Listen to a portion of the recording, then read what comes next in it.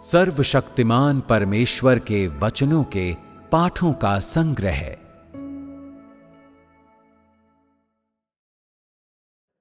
अभ्यास 4।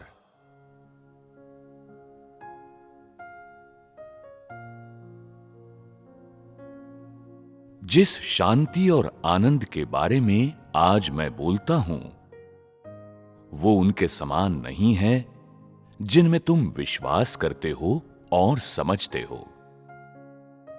तुम सोचा करते थे कि शांति और आनंद का अर्थ था दिन भर प्रसन्न रहना। तुम्हारे परिवार में बीमारी या दुर्भाग्य की अनुपस्थिति होना, अपने हृदय में सदैव खुश रहना, दुख की कोई भावना न होना और तुम्हारे स्वयं के जीवन की सीमा के बावजूद तुम्हारे अंदर एक अवर्णनीय आनंद का होना। ये तुम्हारे वेतन में वृद्धि और तुम्हारे बेटे के हाल ही में विश्वविद्यालय में दाखिला मिलने के अतिरिक्त था। इन बातों को दिमाग में लिए तुमने परमेश्वर से प्रार्थना की और देखा कि परमेश्वर का अनुग्रह इतना अधिक था कि तुम बहुत खुश हो गए और बड़ी मुस्कुराहट तुम्हारे चेहरे पर आ गई और तुम परमेश्वर का धन्यवाद देने से नहीं रुक पा रहे थे।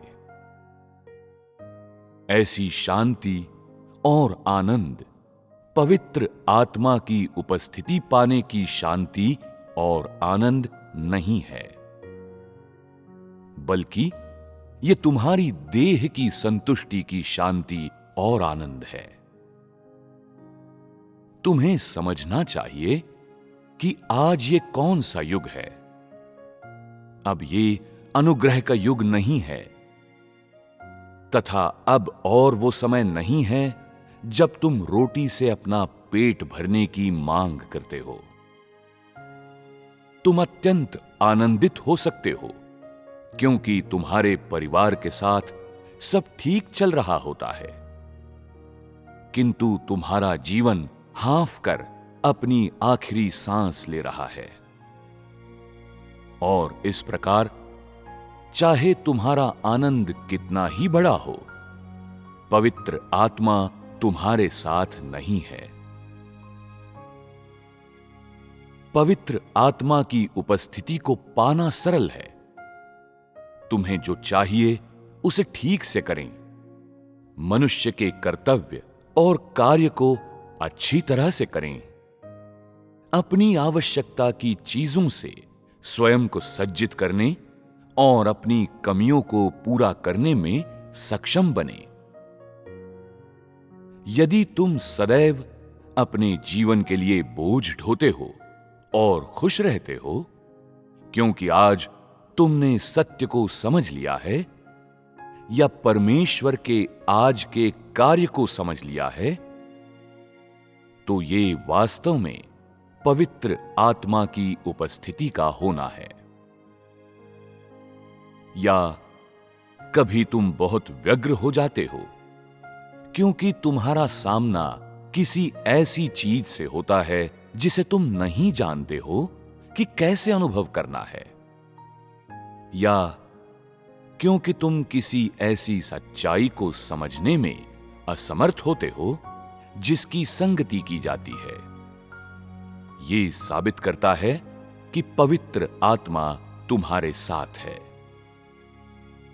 ये जीवन के अनुभव की सामान्य अवस्थाएं हैं। तुम्हें पवित्र आत्मा की उपस्थिति के होने और पवित्र आत्मा की उपस्थिति के न होने के बीच के अंतर को अवश्य समझना चाहिए और इस बारे में अपने दृष्टिकोण में बहुत ज्यादा एकांगी नहीं होना चाहिए। पहले यह कहा जाता था कि पवित्र आत्मा की उपस्थिति का होना और पवित्र आत्मा का कार्य पाना भिन्न भिन्न हैं। पवित्र आत्मा की उपस्थिति होने की सामान्य अवस्था सामान्य विचार, सामान्य समझ और सामान्य मानवता होने में व्यक्त होती है। एक व्यक्ति का चरित्र वैसा ही रहेगा जैसा कि ये हुआ करता था, किंतु उनके भीतर शांति होगी और बाह्य रूप से उनमें संत की शिष्टता होगी। ये तब होगा जब पवित्र आत्मा उनके साथ होगा। जब पवित्र आत्मा उनके साथ होता है तो लोगों के सामान्य विचार होते हैं। जब वे भूखे होते हैं तो वे खाना चाहते हैं। जब वे प्यासे होते हैं तो वे पानी पीना चाहते हैं। सामान्य मानवता की ये अभिव्यक्तियां पवित्र आत्मा की प्रबुद्धता नहीं है। ये लोगों के सामान्य विचार हैं और पवित्र आत्मा की उपस्थिति होने की सामान्य अवस्था है। कुछ लोग गलत तरीके से मानते हैं कि जिनमें पवित्र आत्मा की उपस्थिति होती है वे भूख नहीं जानते, उन्हें कोई थकान महसूस नहीं होती है, वे परिवार के बारे में सोचते हुए प्रतीत नहीं होते, अपने आप को देह से लगभग पूरी तरह से अलग कर दिए हुए होते हैं।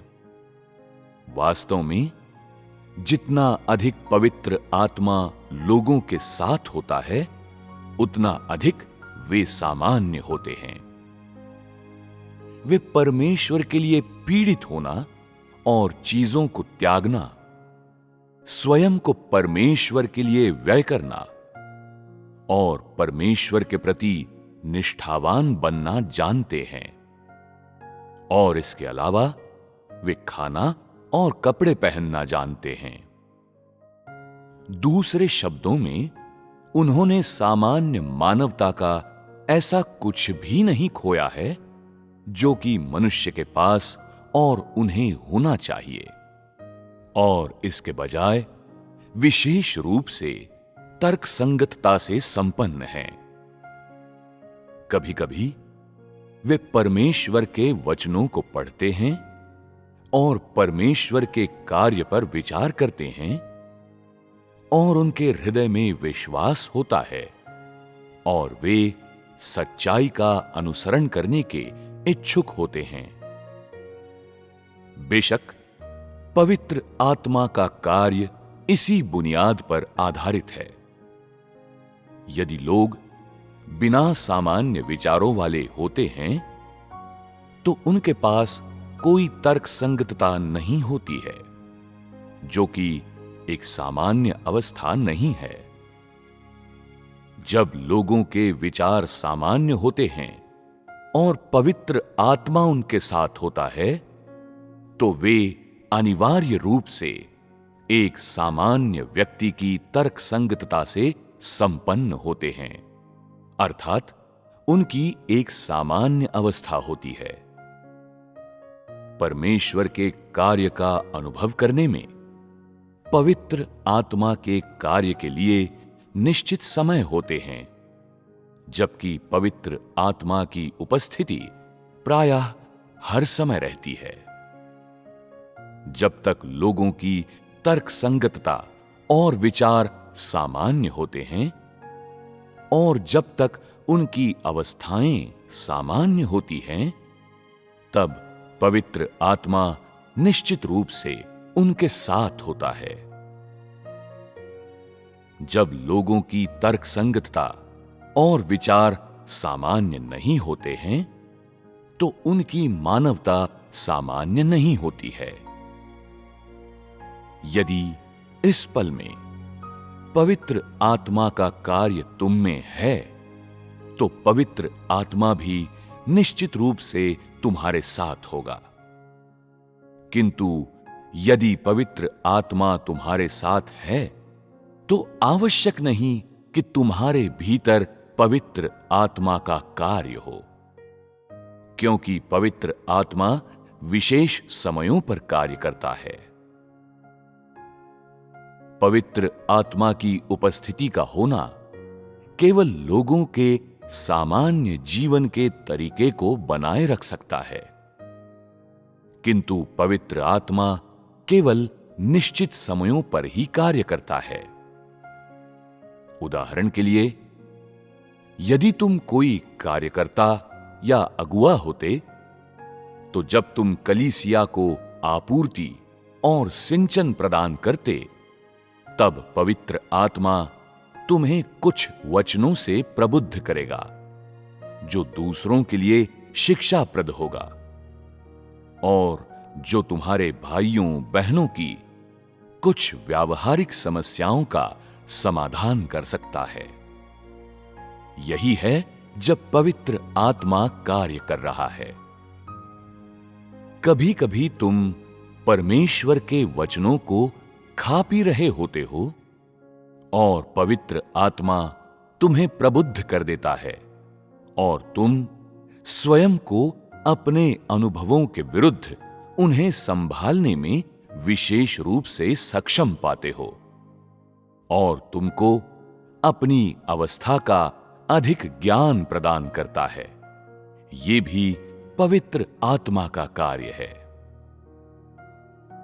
कभी कभी जैसे मैं बोलता हूं, तुम लोग सुनते हो और अपनी स्वयं की अवस्था को मेरे वचनों से मापने में सक्षम होते हो, और कभी कभी तुम लोग द्रवित या प्रेरित हो जाते हो, और ये पवित्र आत्मा का कार्य है। कुछ लोग कहते हैं कि पवित्र आत्मा हर समय उनमें कार्य कर रहा है। यह असंभव है। यदि वे कहते कि पवित्र आत्मा हमेशा उनके साथ है, तो ये यथार्थ पर आधारित होता।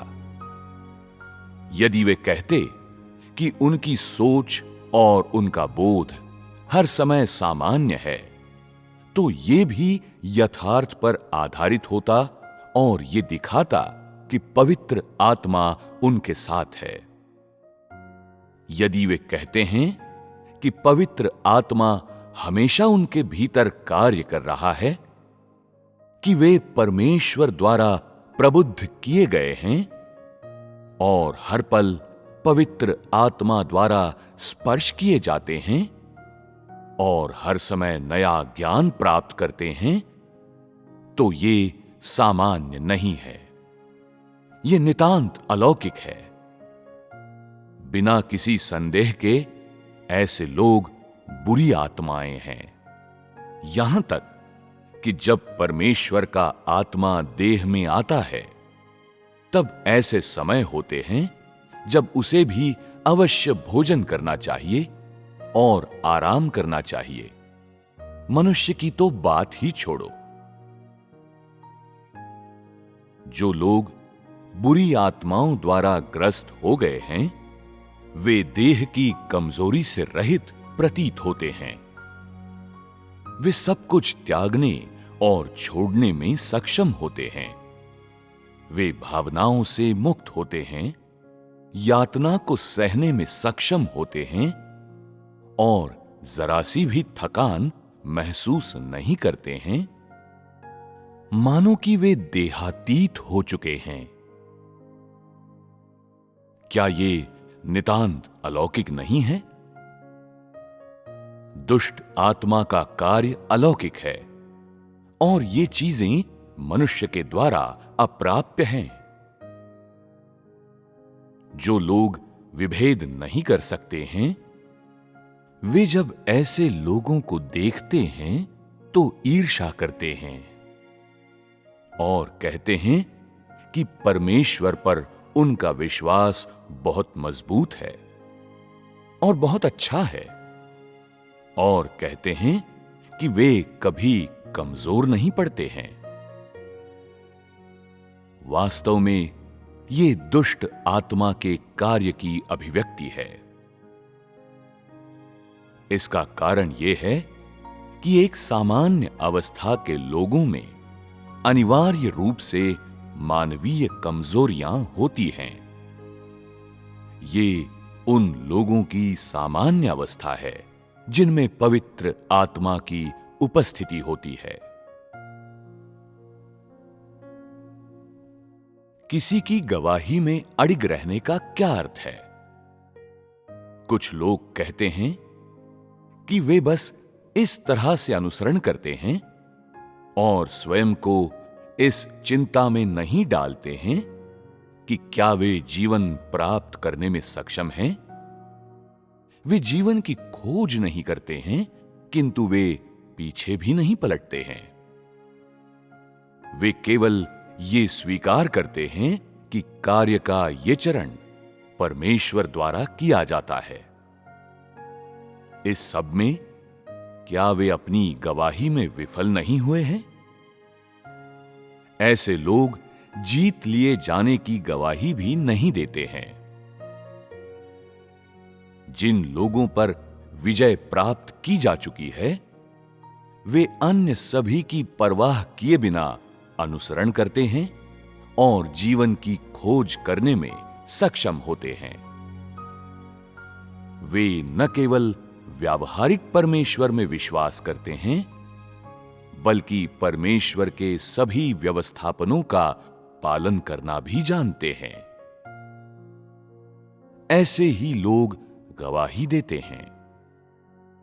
जो लोग गवाही नहीं देते हैं, उन्होंने कभी भी जीवन की खोज नहीं की है और अभी भी अस्पष्टता के साथ अनुसरण कर रहे हैं।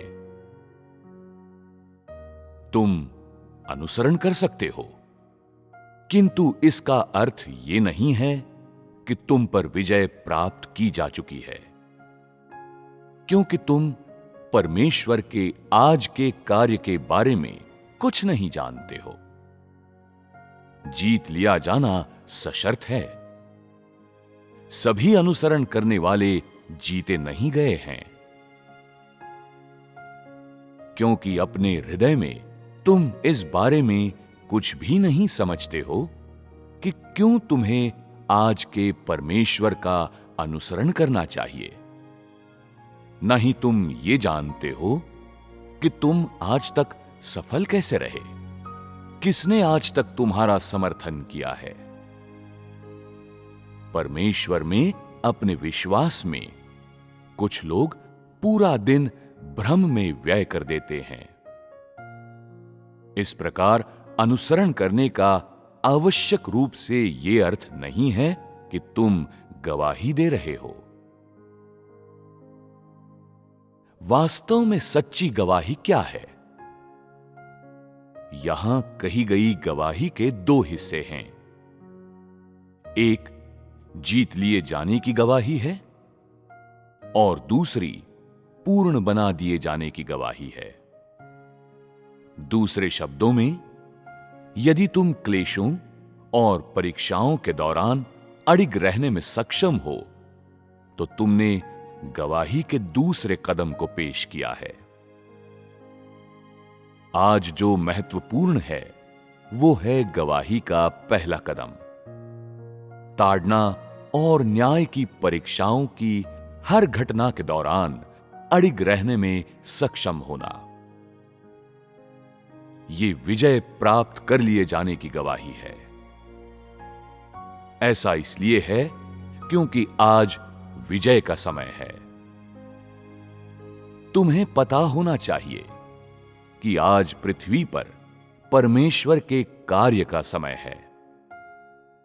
पृथ्वी पर देहधारी परमेश्वर का मुख्य कार्य पृथ्वी पर उसका अनुसरण करने वाले लोगों के इस समूह को जीतने के लिए ताड़ना और न्याय का उपयोग करना है।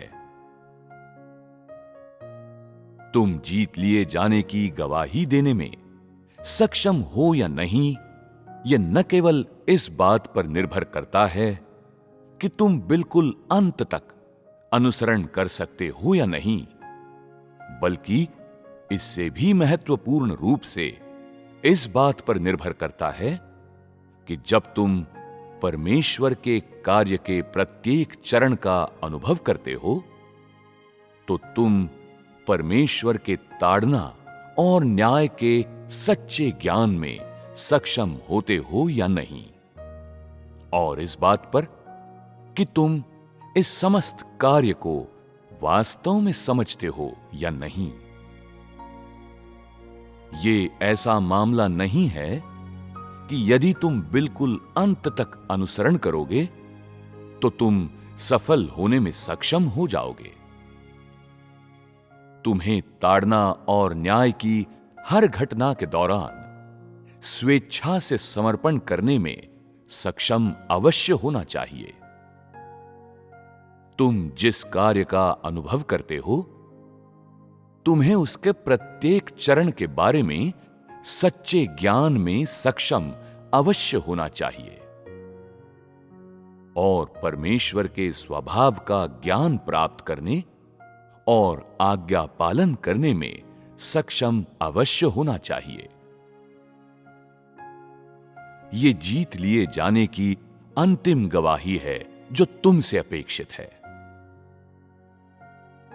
जीत लिए जाने की गवाही मुख्य रूप से परमेश्वर के देह धारण के बारे में तुम्हारे ज्ञान के संदर्भ में है। महत्वपूर्ण रूप से गवाही का यह कदम परमेश्वर के देह धारण के लिए है। दुनिया के लोगों या सामर्थ्य का उपयोग करने वालों के सामने तुम क्या करते हो या कहते हो, ये मायने नहीं रखता है। सर्वोपरि जो मायने रखता है वो ये है कि तुम परमेश्वर के मुंह के सभी वचनों और उसके सभी कार्यों का पालन करने में सक्षम हो या नहीं। इसलिए गवाही का ये कदम शैतान और परमेश्वर के सभी दुश्मनों, राक्षसों और बैरियों पर निर्देशित है जो विश्वास नहीं करते हैं कि परमेश्वर दूसरी बार देह बनेंगे तथा और भी बड़े कार्य करने के लिए आएंगे, और इसके अतिरिक्त परमेश्वर के देह में वापस आने के तथ्य पर विश्वास नहीं करते हैं। दूसरे शब्दों में, ये सभी ईसा मसीह के शत्रुओं, उन सभी दुश्मनों पर निर्देशित किया जाता है जो परमेश्वर के देह धारण में विश्वास नहीं करते हैं। परमेश्वर की कमी महसूस करना और परमेश्वर के लिए तड़पना यह साबित नहीं करता है कि तुम परमेश्वर द्वारा जीते जा चुके हो। वो इस बात पर निर्भर करता है कि क्या तुम मानते हो कि वो वचन देह बन जाता है, कि क्या तुम मानते हो कि वचन देह बन गया है, और कि क्या तुम मानते हो कि पवित्र आत्मा वचन बन गया है और वचन देह में प्रकट हुआ है। यही मूल गवाही है। ये मायने नहीं रखता है कि तुम किस तरह से अनुसरण करते हो, नहीं तुम अपने आप को कैसे व्यय करते हो। महत्वपूर्ण यह है कि क्या तुम इस सामान्य मानवता से पता लगाने में सक्षम हो कि वचन देह बन गया है और सत्य का आत्मा देह में प्रत्यक्ष हुआ है। समस्त सत्य, मार्ग और जीवन देह में आ गया है और परमेश्वर का आत्मा का वास्तव में पृथ्वी पर आगमन हो गया है और आत्मा देह में आ गया है। यद्यपि सतही तौर पर यह पवित्र आत्मा की सहायता से गर्भधारण से भिन्न प्रतीत होता है, किंतु इस कार्य से तुम लोग और अधिक स्पष्टता से देखने में सक्षम होते हो कि पवित्र आत्मा पहले से ही देह में प्रत्यक्ष हो गया है। इसके अतिरिक्त वचन देह बन गया है और वचन देह में प्रकट हो गया है, और तुम इन वचनों के वास्तविक अर्थ को समझने में सक्षम हो। आदि में वचन था और वचन परमेश्वर के साथ था और वचन परमेश्वर था। इसके अलावा तुम्हें यह भी अवश्य समझना चाहिए कि आज का वचन परमेश्वर है, और तुम्हें अवश्य देखना चाहिए कि वचन देह बनता है। यह सर्वोत्तम गवाही है जो तुम दे सकते हो।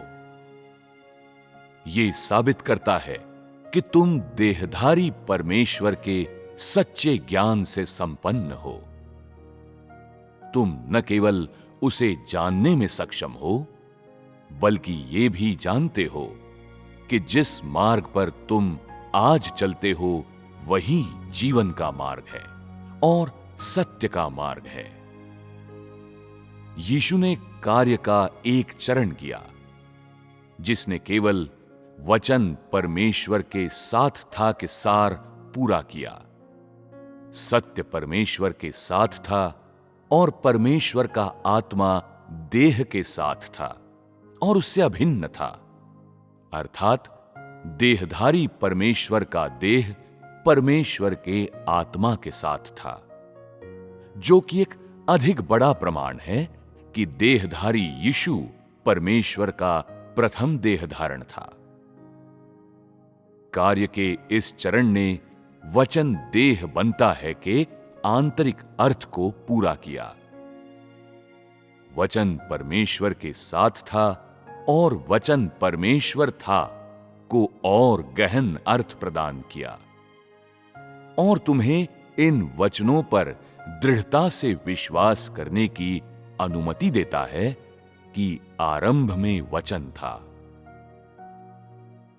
कहने का अर्थ है कि सृजन के समय परमेश्वर वचन से संपन्न था।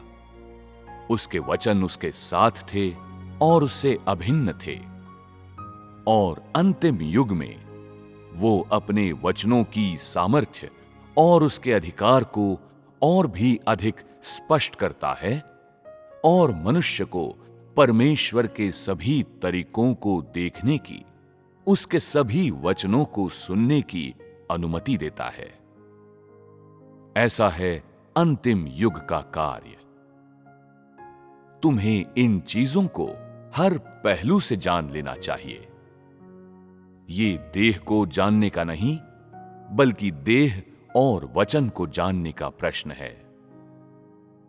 यही वो गवाही है जो तुम्हें अवश्य देनी चाहिए, जिसका हर किसी को ज्ञान अवश्य होना चाहिए, क्योंकि ये दूसरे देह धारण का कार्य है।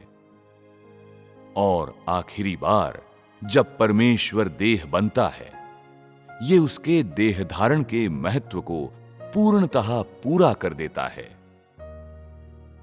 देह में परमेश्वर के समस्त कार्य को पूरी तरह से कार्यान्वित करता और प्रकट करता है, और परमेश्वर के देह में होने के युग का अंत करता है। इस प्रकार तुम्हें देह धारण के अर्थ को अवश्य जानना चाहिए। ये मायने नहीं रखता है कि तुम इधर उधर कितना दौड़ते हो, या क्या तुम अन्य बाहरी मामलों को कितनी अच्छी तरह से करते हो। जो मायने रखता है वो है कि क्या तुम वास्तव में देहधारी परमेश्वर के सामने झुकने में और अपना पूरा अस्तित्व परमेश्वर के प्रति अर्पित करने और उसके मुंह से आने वाले सभी वचनों का पालन करने में सक्षम हो। यही वो है जो तुम्हें करना चाहिए और जिसका तुम्हें पालन करना चाहिए।